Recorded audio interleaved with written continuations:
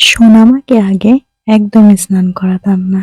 তো এই যে দেখুন, সোনামা তো ঘুমাচ্ছে। তো ওকে একটা নির্দিষ্ট টাইমে করাতাম।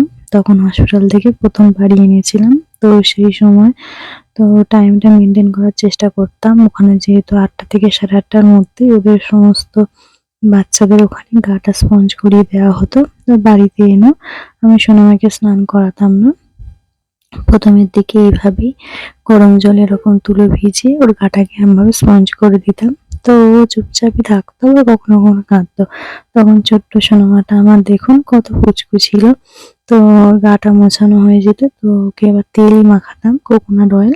তো এখন যদি ওকে সর্ষের তেলই মাখাই, কিন্তু তখন ওকে মানে কোকোনাট অয়েলই মাখানো হতো। তো ও খুব কাঁদছে আর ওকে এইভাবে উল্টে দেওয়া হতো। তো ১ম ভীষণ ভয় পেতাম হসপিটালে যখন থাকতাম এইভাবে উল্টে দিলে, যেহেতু মাদেরই ওখানে সমস্তটা করতে হতো। তো তারপর অনেকটাই সাহস হয়ে গেছিল। এই যে সোনামা একদম গা স্পঞ্জ করে রেডি। হরি বল, হরে কৃষ্ণ।